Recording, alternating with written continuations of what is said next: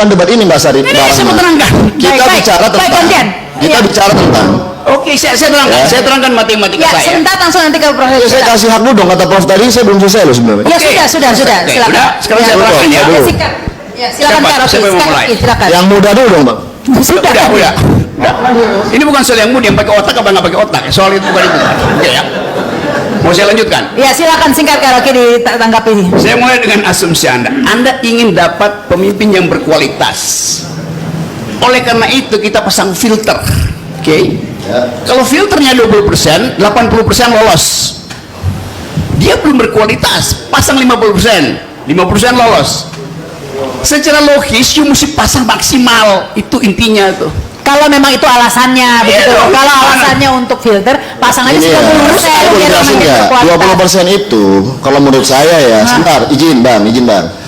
Saya mungkin nanti mas saya tapi that's not the point we actually bahas ya, discuss. Tapi 20% itu adalah titik tengah, di mana partai kita ini memang nggak akan mungkin bisa mengambil sekuat-kuatnya PDI Perjuangan. Itu juga mustahil, ya kan? Karena memang kontur politik kita itu memang harus membangun konsensual. Itu satu. Jadi 20% itu bagi saya itu adalah sebuah kesepakatan politik yang memang itu menjadi kesepakatan di DPR. Bahwa itu kalau misalnya pun ternyata mau didebat, ya, perdebatan bahwa itu kemudian harus dibuat 0% dan seterusnya, itu ranahnya Mahkamah Konstitusi.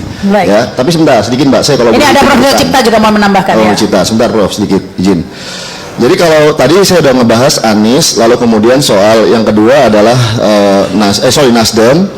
Yang kedua adalah Anies, ya kan, posisi Anies ini saya menyarankan Anies Baswedan untuk masuk partai. Dan dia masuk partai, oke. Ya, dan itu akan menjadi poin penting dia dalam berhadapan dengan yang tadi namanya so-called oligarkism atau whatever itu. Yang ketiga soal KPK. Nah soal KPK ini kalau menurut saya ya dalam situasi yang berkembang terakhir ini itu adalah sebuah fakta hukum juga bahwa Anies kan sekarang menjadi saksi.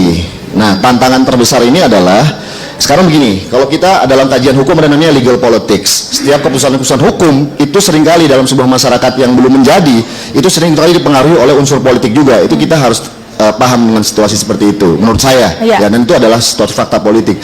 Nah sekarang yang menarik adalah, tadi ini terkait dengan pertanyaan Mbak Sarita, mungkin nggak ada tokoh lain muncul. Ya ketika misalnya sosok seperti Mas Anies ya itu juga punya associated sekarang sebagai saksi di KPK. Kita nggak tahu lagi misalnya kasus mohon maaf Mas Ganjar nanti ternyata ada situasi juga, ya kan, dan kita nggak tahu juga tokoh-tokoh ini dalam konteks legal politics yang situasi terjadi jelang 2024. Menurut saya kunci itu bagaimanapun itu adalah tetap. Nah saya ingin bagi satu izin, ini ada dua torifikasi, ada dua game dalam Pilpres 2024. Jangan ditambah-tambah terus. Oke cepet nih. Yang pertama adalah game orang-orang yang punya electability. Ini kayak kalau Liga Champion nih, Liga sepak bola nih Liga Champion. Oke. Ya itu di situ ada Mas Anies, ada Mas Ganjar, ada Pak Prabowo. Oke. Nah yang kedua versus adalah game yang memang orang-orang yang punya authority di situ. Ketum ingin comeback. Ingin muncul kekuatannya pasca Jokowi, ya kan? Jokowi ini kan kita bilang ini era Jokowi, era Pak Luhut. Ini kan kalau dalam antropologi namanya vernacular politics. Ya, jadi orang-orang yang kemudian nggak bisa mengambil alih keputusan-keputusan politik pada institusi partai, mereka menganggap ini jalan-jalan tikus dan berhasil.